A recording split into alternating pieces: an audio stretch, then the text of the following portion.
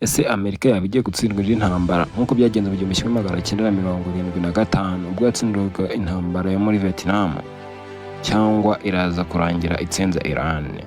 Ibi ngibi ni igisebo kidasanzwe ku gihugu cya Amerika nk'igihugu cy'iti cya mbere mu bijyanye n'imbaraga. Nubwo itavuga ko ari mu bijyanye n'imbaraga gusa, iti cya mbere mu bijyanye n'imbaraga mu isoko, mu bucuruzi ndetse n'ibindi byose bisigaye ku isi birimo nk'iterambere, ubuvuzi n'ibindi. Muri iki cyumweru niho Perezida Donald Trump yaje kugaragaza ko nyuma ya Iran ari bukurikizeho Cuba. Ese kwataka Cuba biraza kuba ari nkaho ari ukwirengagiza igisebo ari buze kuba atewe n'uko ari buze kuba atsindwa urugamba rwa Iran? Nk'uko bigaragara mu maso ya benshi, Amerika bigaragara ko iri buze gutsindwa urugamba rwa Iran, nubwo nta gisasu na kimwe kirakandagira ku butaka bwayo, ariko Iran imaze kurasa ahantu henshi Amerika yakuraga imbaraga, ari nazo musingi w'imbaraga za Amerika, kuba ifite ibisirikare mu bindi bihugu byinshi bitandukanye. Iran imaze kurasa ibigo bya gisirikare byinshi bya Amerika byari biri muri Middle East, bivuze mu biriya bihugu birimo abasilamu benshi. Ntiyatinye kurasa ku bavandimwe bayo b'abasilamu mu Qatar, Saudi Arabia n'ibindi, kugira yereke Amerika ko nta kintu afite cyo kwisubiza inyuma.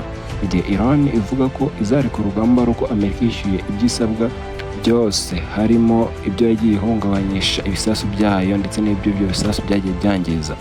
Ubu ngubu ko tuvugana, ubu ngubu leta ya Amerika iri kwanga kwakira icyo gisebo, ikaba ivuga ko Iran ariyo iri kuzana ibyo kumvikana ngo bacishe mu nzira y'ibiganiro, nyamara ku ruhande rwa Iran bikagaragara ko nta biganiro ishaka, nimba Amerika itumva ingamba yashyizeho ndetse nimba Amerika itari buze kwemeranya ibyo Iran yatangaje, itazigera ihagarika intambara.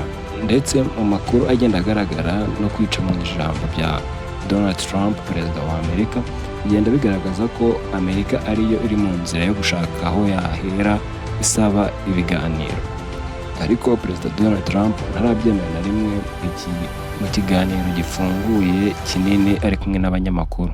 Ibyo ngibyo bikunda kugaragara ku mapositi yo ku rubuga rukunda gukoreshwa n'abanyamerika, ariko akaba atabyemera mu gihe hari ibinyamakuru bimuri imbere. Reka turebere hamwe ingamba eshatu cyangwa se intambara eshatu Amerika yagiyemo ikazitsindwa mu myaka 71 ishize. Amerika mu nzira yo guhomba urugamba rwa gatatu itsinzwe nabi cyane ndetse bikayiviramo n'igisebo. Dore izindi ngamba eshatu Amerika yatsinzwemo nyuma y'intambara y'isi mu myaka 71 ishize. Amerika igaragara nk'igihangange, nk'inkingiramwamba mu buyobozi bw'isi yose, aho intambara y'isi ya kabiri yayisize ariyo imwe mu mama power countries asigaye, kuko yari yamaze kugaragaza ko ifite ibitwaro bya nuclear weapon. Yarashishije muri Hiroshima na Nagasaki mu gihugu cy'Ubuyapani kugira ngo ihagarike intambara y'isi ya kabiri. Ubwo butwari n'ubwo buhangange nicyo gitinyiro ntiyaje kubugumana igihe kirekire, kuko ubu ngubu mu myaka 71 ishize Amerika imaze gutsindwamo ingamba eshatu mu ngamba yagiye irwana. Reka tubareze turebera hamwe ku buryo burambuye. Ndetse iki gitutu cy'uko Amerika igiye gutsindwa urugamba bije inyuma y'uko Donald Trump wari umaze igihe atemera ko ari mu biganiro byo kuba yashaka amahoro hagati ye n'igihugu cya Iran, yiciye abayobozi benshi, yaje kurangira abyemeye ko ibyo biganiro bihari. Wakibaza ese ni gute kwemera ibiganiro bihita bigaragaza intsinzi kuri Amerika? Ibi biganiro bikijya hanze, ifaranga rya Amerika, idolari, ryahise rigwa hasi ho akarenze 1.15% muri iyo minota Trump agitangaza ko ibyo biganiro bigihari. Ndetse ku giciro cya peteroli yari imaze igihe kinini ihenda bitewe n'intambara, nacyo cyaje kumanukaho kigera kuri 1.2%. Igisebo kidasanzwe, agahinda, impfu nyinshi z'abanyamerika mu 1955 kugeza mu 1975 mu kiswe Vietnam War. Iyi ntambara yo Amerika yaje ifashijemo Ubufaransa kugira ngo barwanye abakomunisiti mu gihugu cya Vietnam gikomeza kiyoborwa n'abademokaratike. Ibi ngibi ntibyayiguye neza, kuko igihugu cya Vietnam abakavukire bacyo bayirwanyeho igihe kigera ku myaka 20 yose batararekura. Vietnam igeraho icikamo kabiri, Amerika ifata agace kamwe k'amajyepfo, abo bakominisite bafata agace k'amajyaruguru, ariko ntibemera gutsindwa. Ubufasha bw'Uburusiya, icyo gice cya kominisite byaje kurangira gitsinze Amerika. Amerika yari ifitemo igihombo kinini cyane, yari yaratewe n'uko Abavietinamu batsindaga intwaro zabo ziri ku rwego rwo hejuru, bifite iterambere ridasanzwe, bifashishije intwaro gakondo ndetse n'amatanozi cyangwa se imyobo. Kuko Vietnam ari igihugu kirimo imisozi miremire, aba bagabo muri Vietnam bagendaga bacukura imyobo miremire iva mu musozi umwe ikagera mu wundi, igahinguranya, ikaza kurangira Abanyamerika baguye mu gaco bagapfa nk'intozi kuko bapfaga ku bwinshi. Iki gihugu rero cyaje kurangira gitsinze Amerika, kuko muri icyo gihugu haguye amato menshi ndetse n'indege nyinshi z'igihugu cya Amerika, byaviriyemo igihombo, igisebo n'ibindi. Amerika kwihanganira byanze, ikarangira yeretse isi ko iyo ntambara atari yo yayitsinzwe. Yifashishije imbaraga ifite mu itangazamakuru yatumye izo nkuru zidatangazwa cyane, nk'uko inshuti yabo Umwongereza ariwe ufite imbaraga mu itangazamakuru ry'isi, izo nkuru ntizatangajwe. Ndetse hatangira kugenda hasohoka amafilime y'uko Umunyamerika umwe yatsinda umusozi wose wabuzeho Vietnam, ariko nyamara byari bitandukanye n'ukuri. Icyo gisebo Amerika ntabwo ari bubane nacyo. Rero yifashishije ko iyo Vietnam bari bahanganye itashobora gutangaza amakuru y'uko yatsinze urugamba, Amerika yitirira intsinzi, igenda yereka amahanga ko Amerika ari igihugu kidasanzwe, umusirikare wabo yabasha gutsinda abakominisite cyangwa se abasirikare b'aba Vietnam barenga 100 ku musozi umwe, akabahanura, akabavanayo, agatabara mugenzi we, akamucyura iwabo. Nyamara bitandukanye n'ukuri, kuko muri iki gihugu Abanyamerika barishwe, abagore bafatwa ku ngufu. Ibingibi bya UN ngo iratabara inkomere n'ibindi ntabwo byakoraga.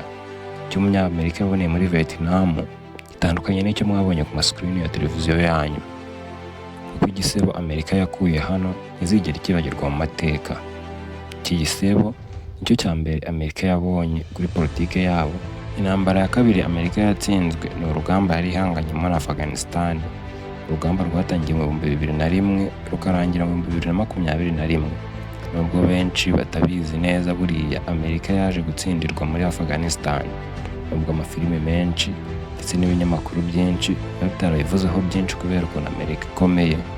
Ariko buriya muri Afghanistan Abanyamerika icyo Mutalibani yabakoreye ntabwo ari ikinaha, kuko Abatalibani bafashe Amerika ya leta bashaka gushyiraho ya demokarasi muri Afghanistan, babikuraho byose. Abatalibani aba ari bo biyoborera Afghanistan.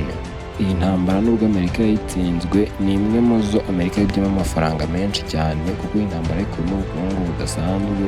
Intambara maze imyaka 21, kandi iyo myaka yose byasaga nkaho Amerika ariyo iyoboye igihugu cya Iran.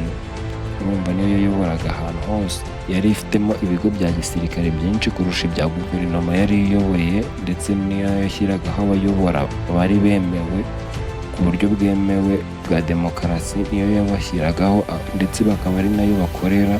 Urumva amategeko yavaga muri Amerika niyo yabaga ariyo mategeko makuru. Iyo myaka yose rero Amerika yavanaga muri Afghanistan yohereza muri Amerika birimo peterole ndetse n'amazahabu menshi cyane.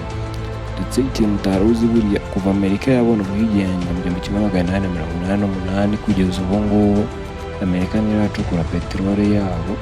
Bivuze ko ibi bihugu igenda bavuga ngo iri gufasha n'ibindi nkabyo, nibyo igenda yibamo peterole iyitunga. Bibaza kuba Umunyamerika ari umwe mu bantu bacuruza peterole ku isi kandi ntayacukuriwe. Mu myaka 21 yo gukora amafaranga bashyiraho uwo bashaka bakuraho undi, bitandukanye no muri Vietnam, kuko imyaka 20 muri Vietnam byarangiye baviriyemo igihombo, impfu zidasanzwe, kwicwa nabi n'ibindi nkabyo. Nta cyiza na kimwe Amerika yibuka muri Vietnam nk'uko muri Afghanistan byaje kurangira. Muri Afghanistan wenda abasirikare babo bagiye bapfa nabi n'ibindi, kuba bagiye bafatwa, ariko Amerika nayo yabakuramo ubutunzi. Iyi ntambara nayo ibarwa mu Amerika yatsinzwe, nubwo itabizihombeyemo, kuko byarangiye demokarasi yashaka gushyiraho byanze, ariko amafaranga yo yari yarayamazemo kabisa. Intambara ya gatatu Amerika yatsinzwe yo mu 2003 kugeza mu 2011, intambara yo muri Iraq ikizwi nka Iraq War. Nubwo Amerika byarangiye yishe ikanatsinda Saddam Hussein ikamwica urupfu rubi, ariko abasirikare babo icyo baboneye muri Iraq ntabwo ari ikinaha. Bivugwa ko ari rwo rugamba rwa mbere abasirikare ba Amerika biciyemo ku kigereranyo cyo hejuru kandi bicwa nabi, kuko iyi ntambara imaze imyaka 8 gusa. Ariko Amerika icyo yashakaga n'ubundi urabizi ko nta kindi bishaka ngo biriya bihugu by'abisilamu bitari ibikomoka kuri peterole, ariko n'ubundi abasirikare bayo bo gupfa ni nka misa ya mbere ku bakatolike.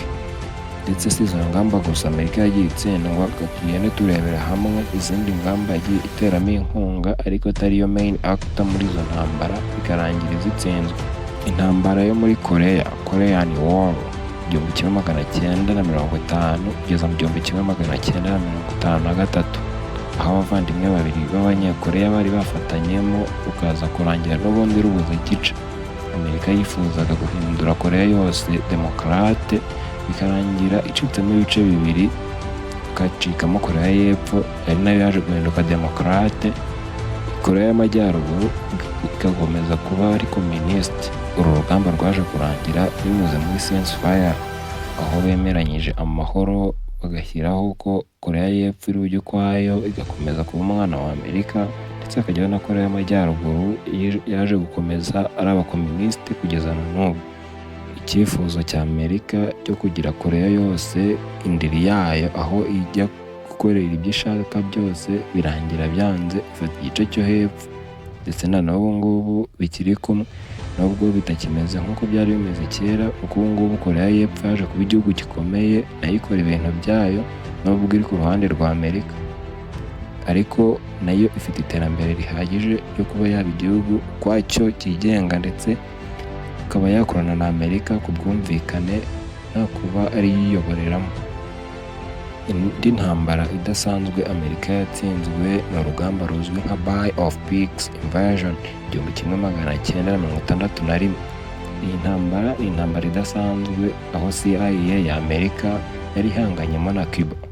Iyi ntambara ni inzozi mbi kuri Amerika, kuko iyi ntambara yitsinzwe nta nkuru, ndetse abanariza politike banavuga ko ibi ngibi Trump ari buze gukora byo kwataka Cuba biraza kuba bimeze nk'aho ari ukwihorera kuri Cuba kubw'ibyo yabakoreye mu myaka yashize. Ndetse n'abazi Cuba barayizi ko ari igihugu gitunze, gifite byinshi munsi y'ubutaka. Buriya ntiwavuga ingamba Amerika yatsinzwe ngo urenze amaso urugamba rwa Ukraine irwanamo n'Uburusiya.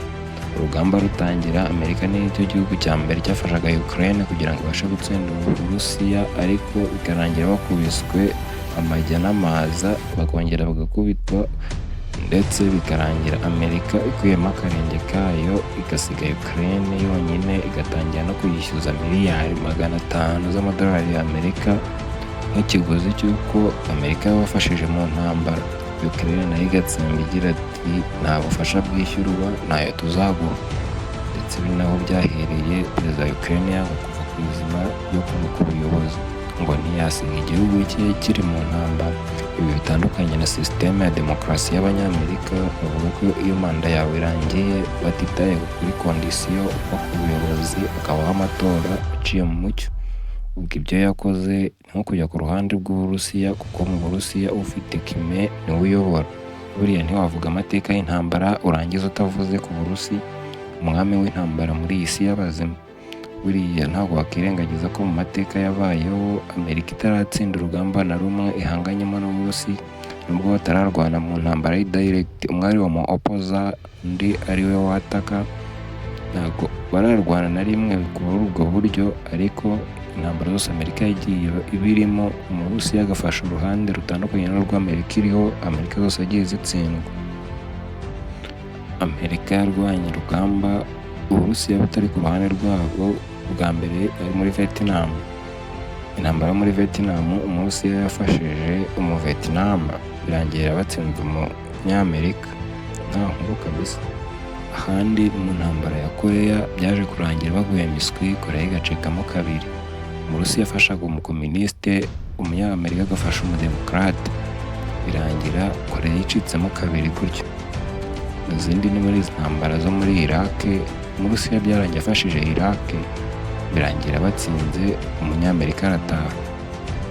Ndetse indi ntambara bagaragayemo, intambara ikizwi nka Cold War cyangwa se intambara y'ubutita, intambara y'amagambo badakoresheje ibisasu ndetse n'ibindi birimo imbunda, cyangwa se nyine urugamba ruri active, bitewe n'uko bose bari bazi ko bafite nuclear warheads, kuba bazi ko baramutse barwanye bakarasana byarangira isi irembutse. Bahisemo gukora intambara y'amagambo ikizwi nka Cold War cyangwa se intambara y'ubutita mu rurimi rw'ikinyarwanda. Ayo nguko ese Amerika iraza kurangira itsinze Iran, bigaragara ko Uburusiya ushobora kuza kujya ku ruhande rutandukanye n'urw'Amerika iriho. Kanda subscribe, ufungura akazogera, tujye tubana mu biganiro nk'ibi kuri Amazon. Ciao ciao.